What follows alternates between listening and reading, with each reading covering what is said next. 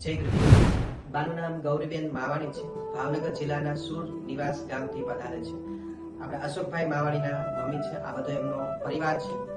બાને ઉંમર 75 વર્ષ છે અને બાને છેલ્લા 5 મહિનાથી આ ત્રણેય આંગળીઓમાં ગેંગ્રીન થઈ ગઈ હતી. ગેંગ્રીન શું કહેવાય આપ બધાને ખબર હશે. એટલે કે કોઈ નસ બંધ થઈ જાય. નસ બંધ થાય એટલે આપણો કોઈ પણ પોર્શન સુકાવા લાગે. તો બાને આ 3 આંગળીઓ સુકાઈ ગઈ હતી, બ્લેક પડી ગઈ હતી, સાહેબ ગેંગ્રીન થઈ ગઈ હતી.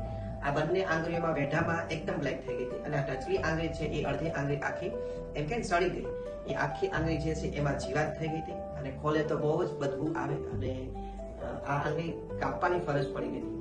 ઘણા બધા ડોક્ટર્સને બતાવ્યું, ઘણા બધા રિપોર્ટ્સ પણ કરાવ્યા, પણ છેલ્લે ડોક્ટરે એવું કીધું બાને કે સેવા કરવાની અને જ્યાં સુધી સારું રહે ત્યાં સુધી સારું રહેશે, બાકી હતું તેમ. ટૂંકમાં આનો કોઈ પરમેનન્ટ મેડિકલમાં ઇલાજ ન હતો, પરંતુ આપણા બધા સમર્પિત સાધકો છે. અહીંયા આશ્રમથી આપણા શ્રી સત્યમ યોગધામ ધોરણપાડી સુરત આશ્રમથી બાને આયુર્વેદ દવા, કુદરતી ઉપચાર, અગ્નિકર્મા અને એક્યુપંક્ચર અને દવા ને દુવા બધી એક સાથે, રેકી ઉર્જા ને બધું એક સાથે.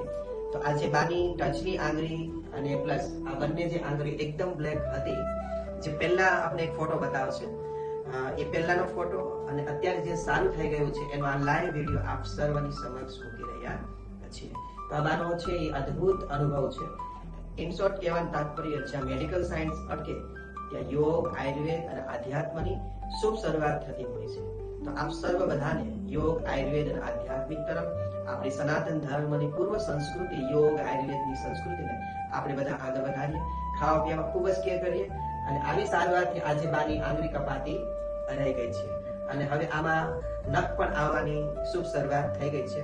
બા ખૂબ જ રાજી થઈ ગયા છે, ખૂબ જ રાજી થઈ ગયા છે. ખાસ કરીને એનો પરિવાર જે છે, એમનો જે પરિવાર છે તે જાત્રા ન કરાવે તો કઈ નહીં, પણ બાની આંગળી મટાડી દીધી એટલે એક જાત્રા બરાબર બાનું કાર્ય થઈ ગયું કહેવાય. આપ સર્વ બધાને જય ગૃહિણી.